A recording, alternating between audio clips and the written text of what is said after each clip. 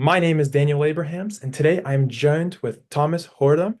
He's a Danish business incubation manager. He has extensive experience in business consulting, marketing, entrepreneurial development, as well as mentorship. His expertise also ranges from fundraising, networking, innovative strategy, as well as program management. He is currently the founder of We Love Mentors, a company dedicated to training mentor program managers as well as supporting entrepreneurial initiatives. Thomas, how are you doing today? Oh, I'm doing great, and thank you for that fine introduction. I'm Of course. almost feel a little bit proud. Of course. Well, my first question for you, how would you define someone who is a business incubator?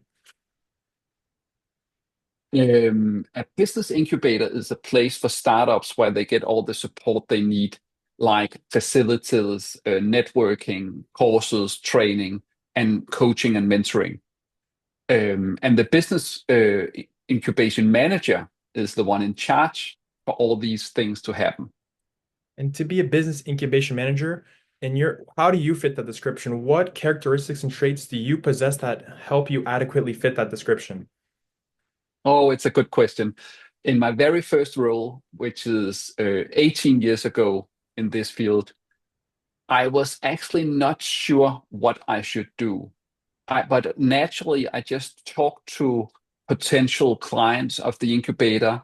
I really listened to what their needs were. I did some surveys, and then I really just developed the services based on the data. So it's a difficult role to be really trained in, I think, because it is so different from place to place. So you really just have to, listen to people and be kind of creative, have a creative mindset. Yeah, mine's. And why choose a focus on business incubation? Since you obviously have the skills, you have the experience, why not choose to start your own startup or maybe into your own venture per se? I know that there's a lot of young people who do that and does start their own venture when they're young. For me, I had to be more mature. I had to really figure out, uh, what, how is it to run a startup? What are the needs? How do I really launch this business? So I took it slowly and started my business later in my career because I didn't know what to offer when I was young, I think. You have to be sure, you can't go half in, you have to be no have it fully formed. Understand. Do you have any specific moments from your experience that kind of changed the way you approach working with startups? Yes, I actually took a coaching and philosophy course at the University of Copenhagen, and it was very philosophical, but it was also very interesting to see how you actually listen to people, understand their values, understand your own values, and really get some good approaches to how you can actually lead them to where they want to be led. I don't think a lot of business incubation managers go to philosophy courses, but I really think they should. In the way that you're talking about approaching and understanding how to support entrepreneurs, you've worked with government-backed programs, university-based programs, and even the private sector. What are some significant differences you've noticed that towards their approach working with entrepreneurs or supporting entrepreneurs? I think the university have really strong foundations to guide entrepreneurs because they have, they have all the courses, they have all the different kind of fields and knowledge and so on, and they have professors and researchers. So they have a very strong foundation actually to offer that knowledge to students and their incubator clients. And then they also have, many of them have set up the tech transfer offices and so on. So people help you actually to take a technology and commercialize it. I think government they are probably more broad spectrum. They are, they are really supporting many different kinds of entrepreneurs. And I think that's important as well because you cannot be high tech or deep tech, all of you. I mean, we still need all other kinds of startups for our society to really, function. And in your opinion, as someone with the experience for a long time, what separates a great incubator compared to one that fails to help startups effectively? Oh, that's a good question. Um, a lot of incubators and the the partners behind that actually come with the money, they are very focused on this big, nice building. So that's a simple, I mean, we established that building, but they forget about the competences and skills. So if you have a very nice building, but you only have, one or two business advisors, and you don't have any other kind of real support on the business side, chances are that you will fail. So I would rather have a more low practical building, but you have a lot of skill set around it. You have mentors, you have business advisors, you have investors, and so on. That will work. So you would say it's not about the building, but who's inside the building. Yes, and who's around it? Because the mentors might not, be in the building permanently, but if you can actually attract them and let them join some programs that are facilitated, then you will bring a lot of experience into play. And I'm glad you talked about mentors because mentorship, you would say, is a big part of your professional life, maybe your personal life. What in with We Love Mentors, how would you say, or what would you say mentorship is valuable? What makes a mentorship have value? Or in many different ways. First of all, I think we have always mentored one another without even noticing it. I mean, if you just take, how we have, developed as a human species, we have always, um, passed on our hard-earned experience. In the business side of mentoring, it is more about another person can add another perspective to your business. They can also cover your blind spots and see, have you considered this? What about that? How are you going actually to deliver this product and so on? And then, of course, two minds think better than one. So, sometimes people need that dialogue just to figure out what am I thinking? What are the challenges really? And when you say it out loud, it makes sense. Whereas if you just keep it to yourself and think, it's more difficult. Working in a team is far more effective than working, just solely by yourself.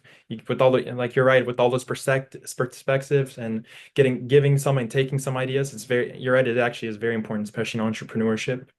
What you were talking about mentors again, what uh, are some common mistakes that you notice mentors make when guiding entrepreneurs?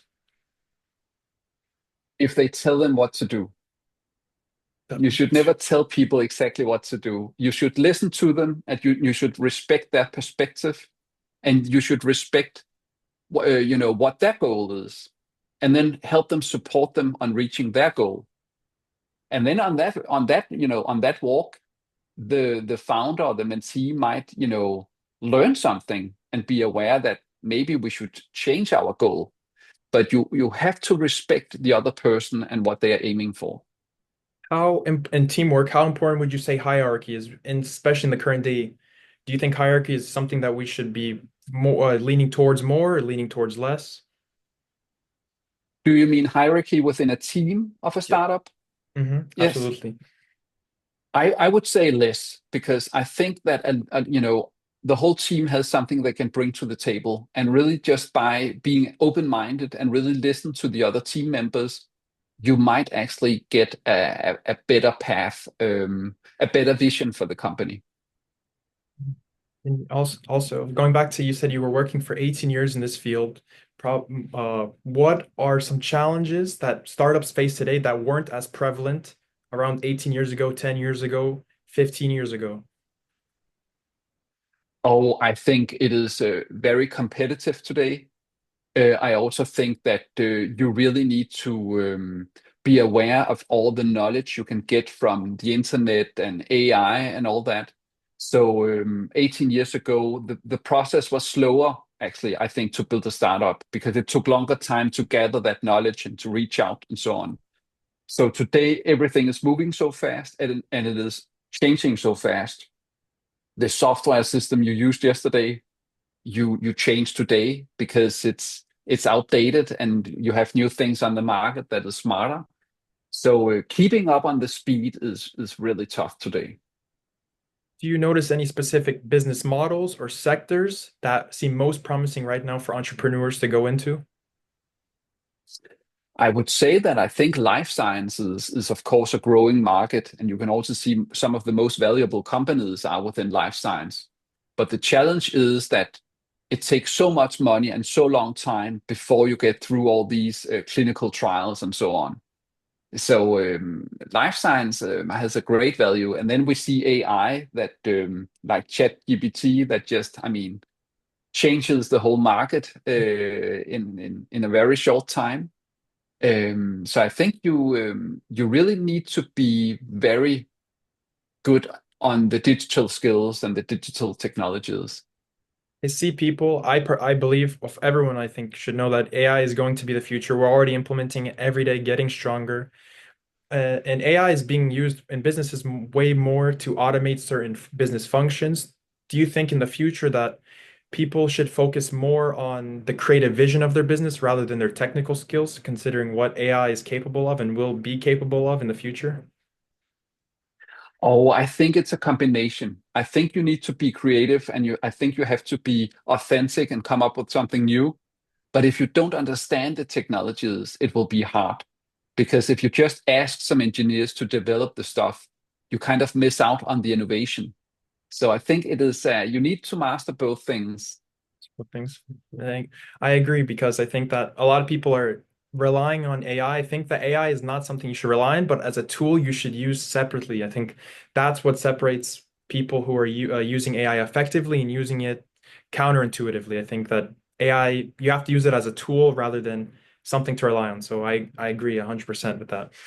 To And continue, also when using AI, you really need to understand the topic.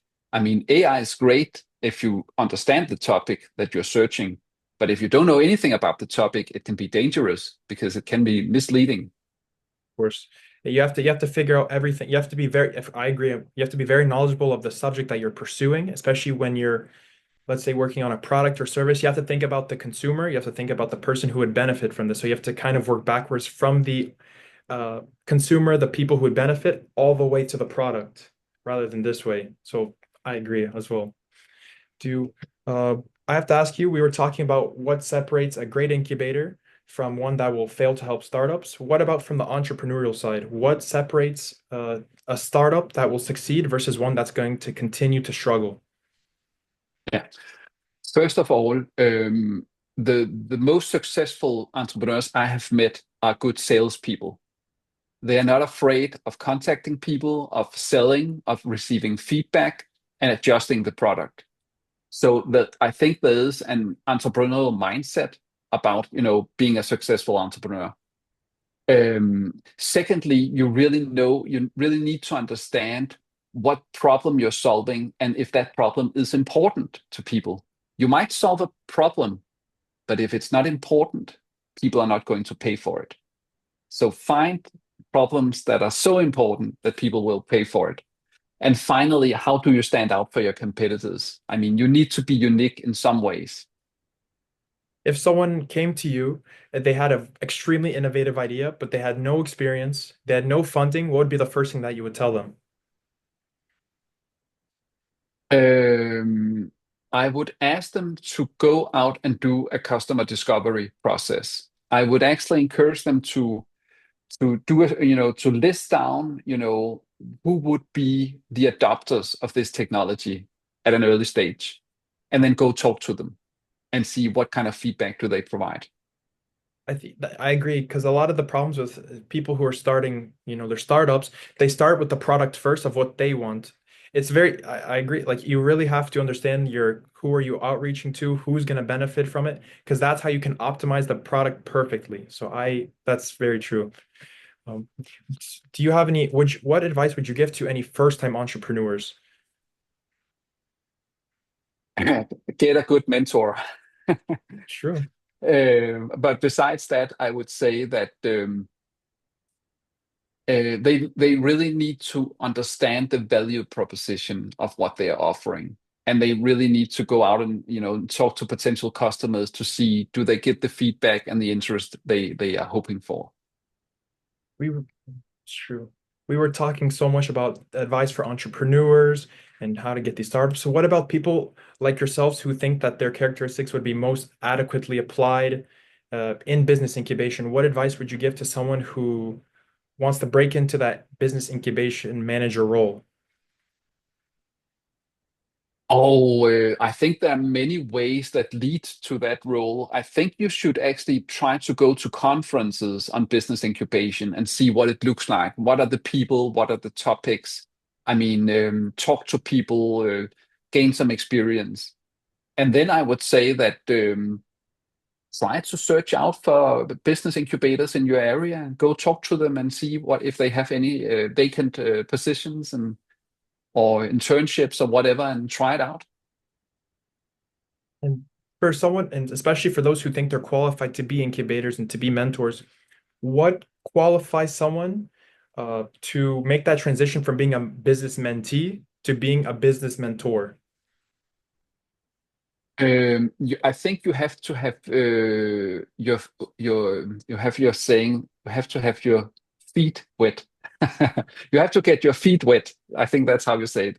So if you have never tried to start a business yourself, it's harder to advise someone on how to do it. So I think it would be great that you actually have gone through the experience yourself. And then when you have actually built a company, and it doesn't have to be $1 million exit, but if you have built a company and you've grown a team, I think you have I think you have some valuable experience that you can pass on as a mentor. And when you're starting, and especially when you're getting your feet wet, let's say, how would we define success in these areas? And does the definition of success now still mean the same thing from 10 years ago? I think success is about to change because, 10 years ago, it was all about money and huge exits.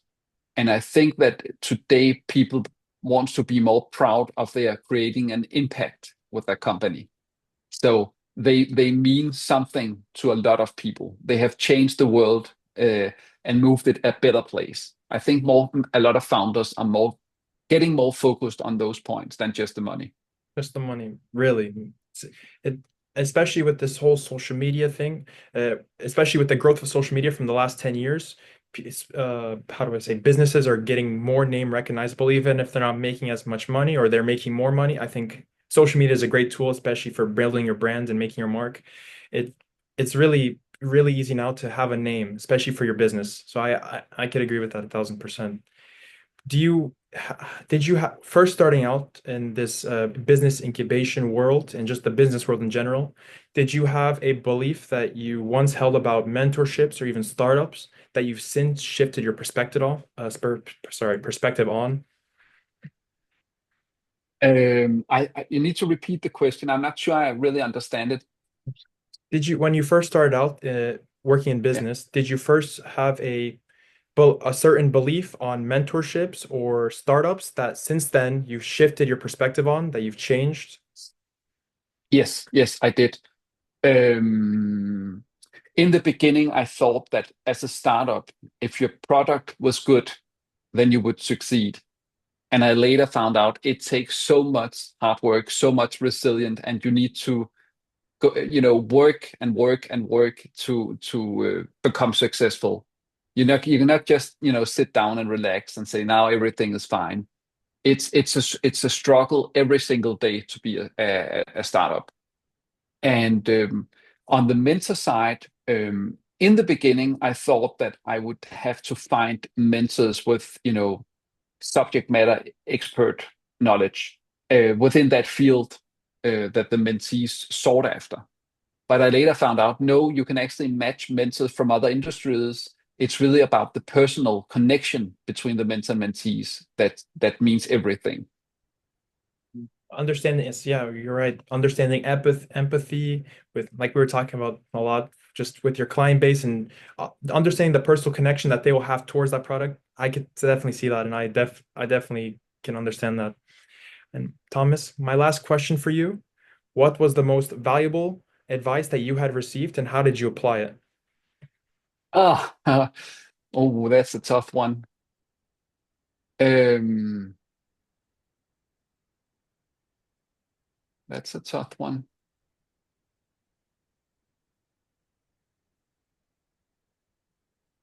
It has something to do with the core value of We Love Mentors, because um, you know, when I did all the training sessions, my own mentor would usually watch those recordings.